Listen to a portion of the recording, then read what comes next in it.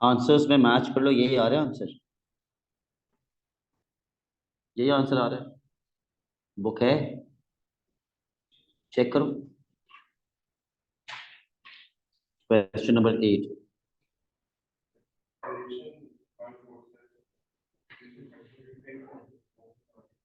Question 8 है।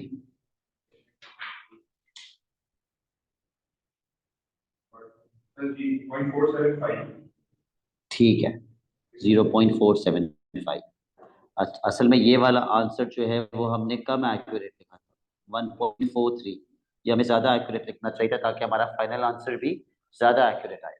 ठीक है, अगला इन क्वेश्चन जो हम करेंगे वो है question number 9।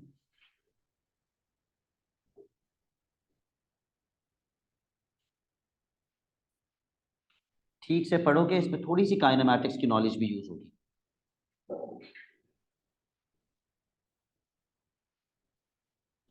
Mark all the forces.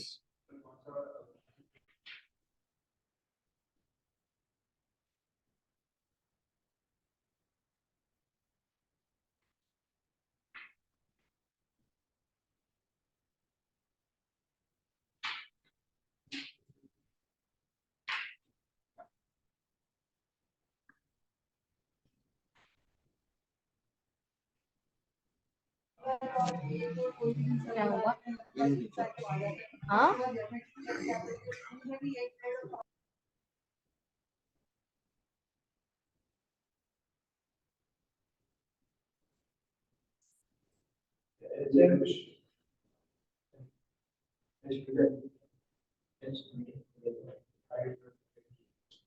Okay, acceleration का डायरेक्शन बता दो प्लीज मुझे।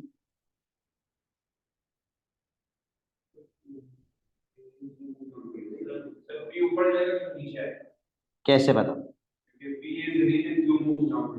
ओके, क्वेश्चन में लिखा हुआ है P is released and Q move downwards.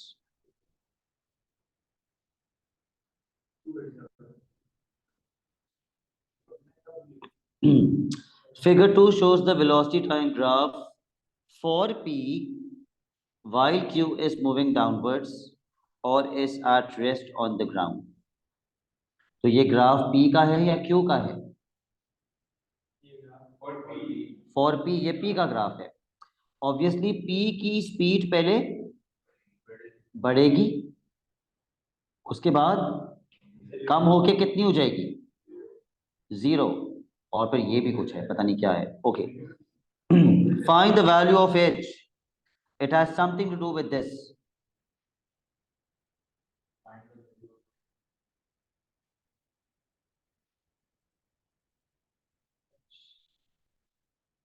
जितना Q नीचे आएगा उतना P ऊपर जाएगा।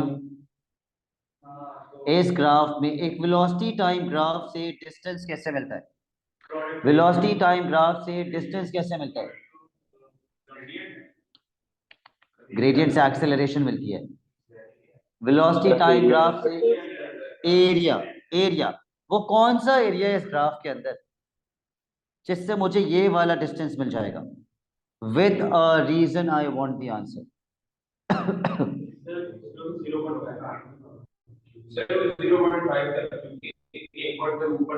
0.5 तक, 1 पॉइंट तक ऊपर जाएगा फिर। ओके, चलिए मैं आपको एक हिंट देता हूँ।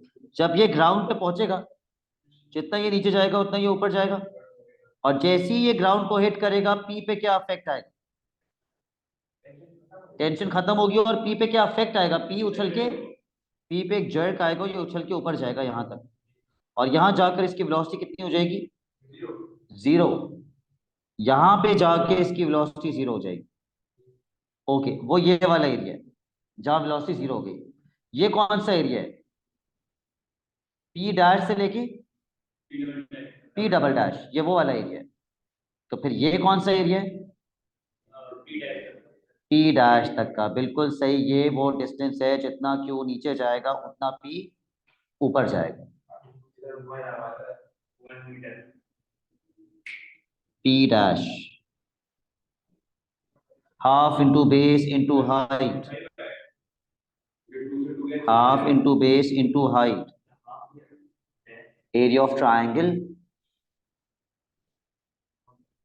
0.5 meters.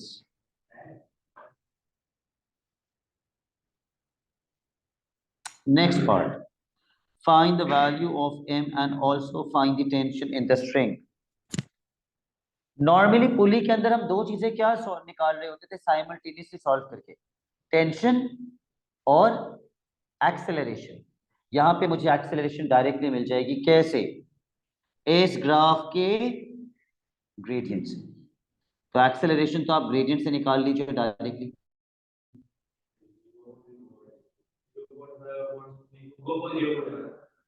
Find out the gradient. The gradient will be your acceleration.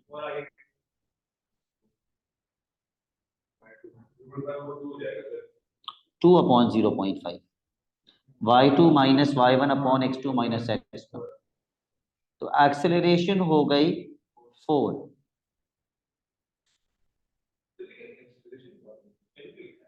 Gradient के लिए m लिख दिया था।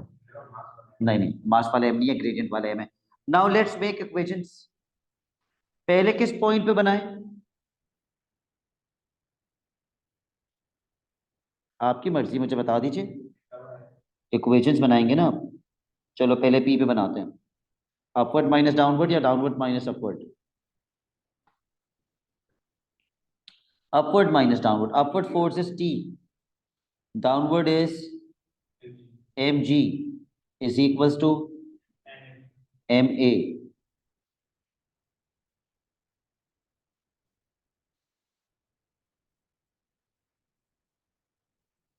ओ थोड़ी डिफरेंट सी इक्वेशन बन रही है।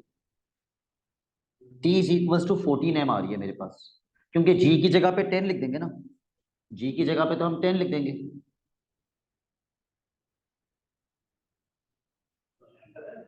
m नहीं पता, m ही तो निकालना है। अब दूसरी इक्वेशन बनाओ q पे। I will wait for you to make the equation first, फिर मैं बनाऊंगा।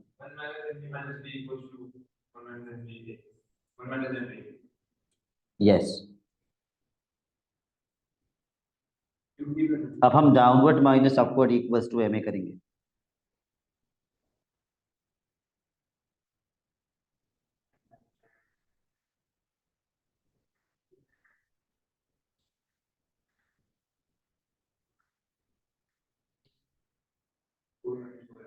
Downward minus upward is equals to M A.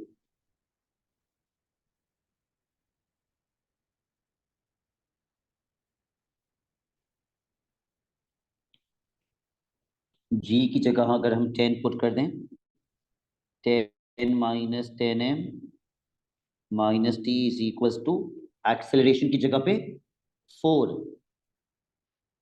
4 minus 4m।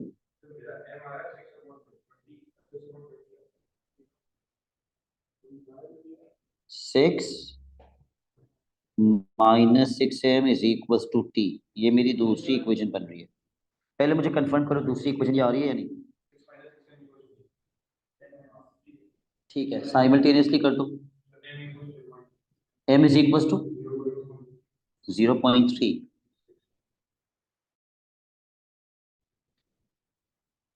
और टेंशन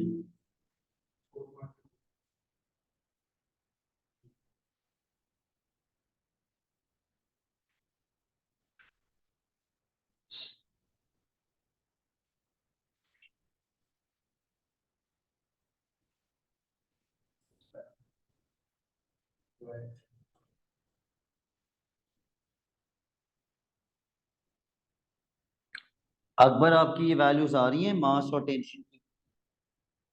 जी सर, मेरे पास यही आ रही है। ओके, अगले पार्ट पे आ जाइए।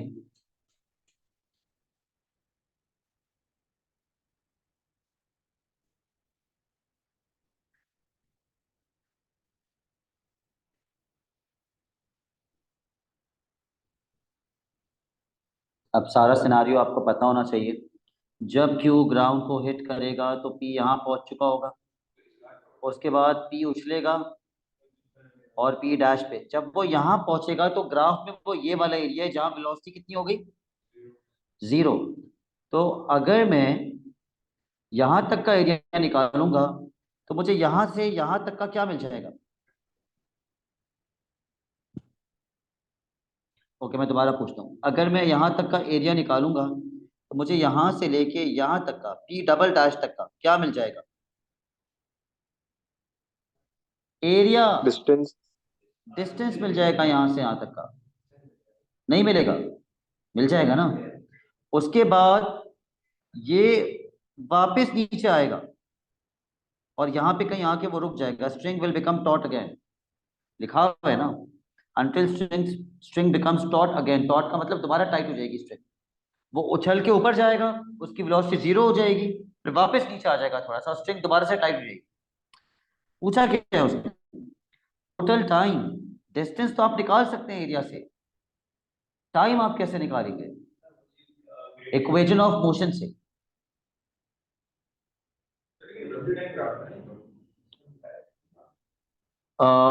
एक काम आप और भी कर सकते हैं, यहाँ पे आपको क्या चीज नहीं पता, टाइम नहीं पता ना।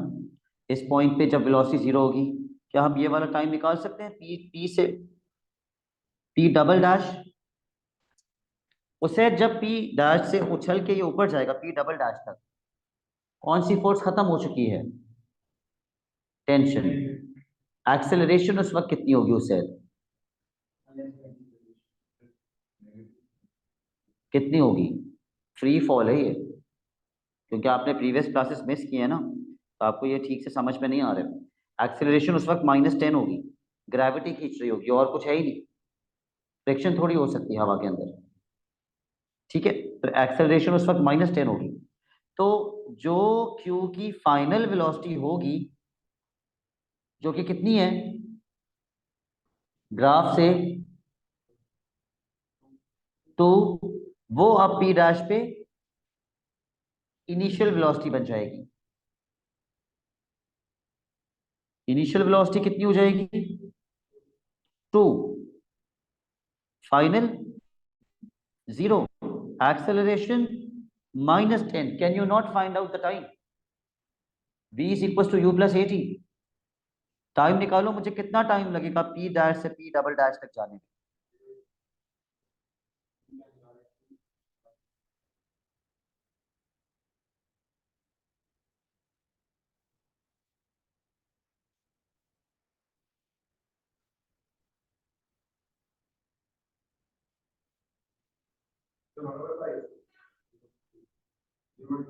0.2 सेकेंड। तो ये ऑब्वियस है कि अगर पी डैश से पी डबल डैश उसको 0.2 सेकेंड्स लग रहे हैं, तो वापस यहां तक आने में भी 0.2 सेकेंड्स ही लगेंगे। इसमें तो कोई मतलब कंफ्यूजन होनी ही नहीं चाहिए, जितनी देर उसको उछल के ऊपर जाने में लगेगी उतनी ही वापस आने में लगेगी, वो वापस से यहाँ आ जाएगा।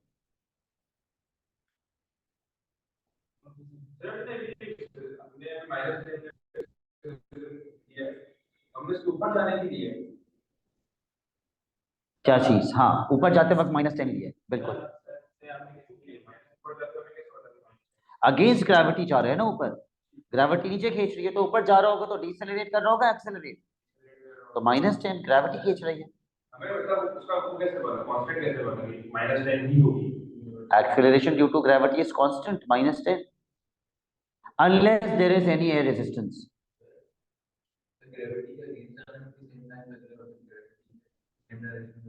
हाँ, अच्छा चलो, अगर मुझे कंफ्यूजन है कि सेम टाइम क्यों है तो मैं ग्राफ से देखता हूँ,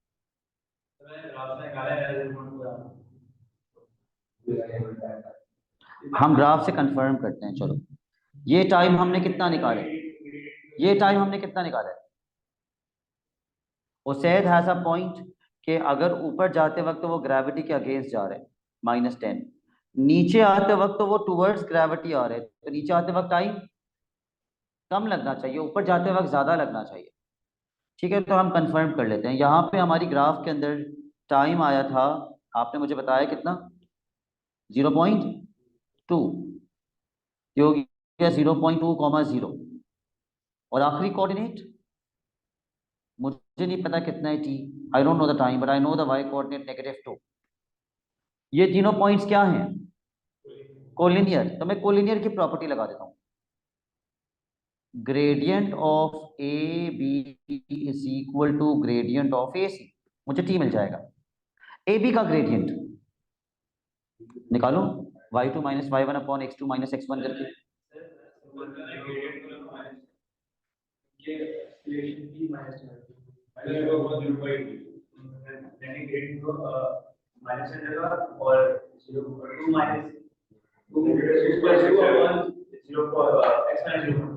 ओके, ए बी का ग्रेडियंट कितना आ रहा है?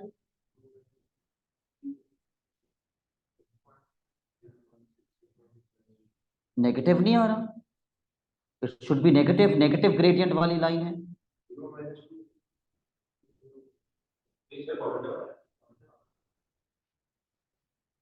क्योंकि हम ये कोऑर्डिनेट गलत लिख रहे हैं, आई एम सॉरी। 0.2 तो इसके बाद लगा था, ये 0.2 से क्या बन जाएगा? 0.7 बन जाएगा, 0.7। आप निकालो ग्रेडियंट।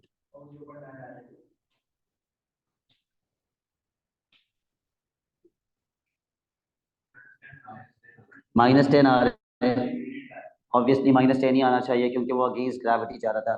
अब आप AC का ग्रेडियंट निकालें, -2 -4 अपॉन t -0.5।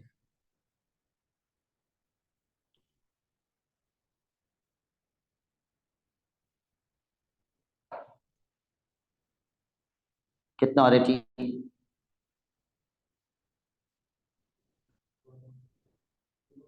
यस,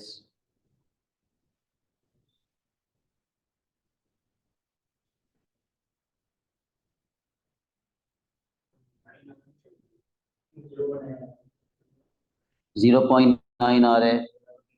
ओके, अगर t की वैल्यू 0.9 आ रही है, यहाँ पे 0.9 आ रहा है, तो 0.5 से 0.7 कितने सेकंड होते हैं? 0.2, और फिर 0.7 से 0.9 0.2।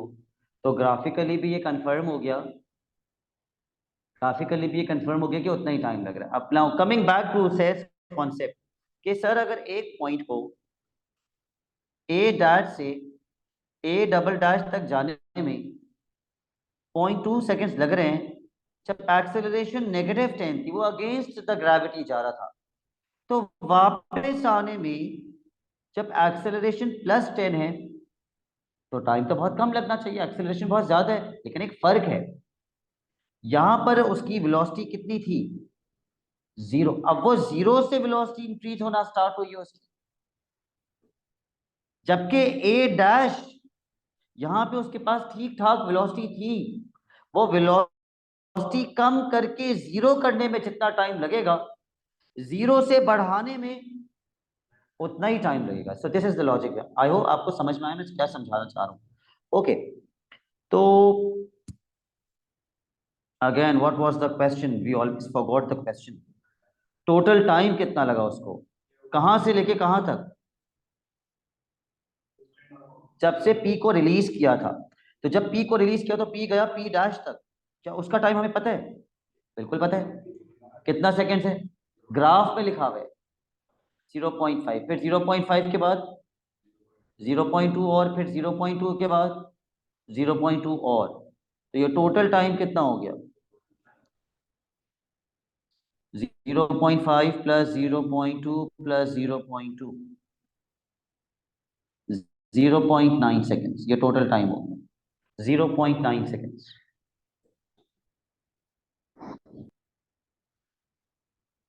इसका क्वेश्चन नंबर 13 आपने आज होमवर्क मार्क करना है। मार्क क्वेश्चन 13 आज होमवर्क।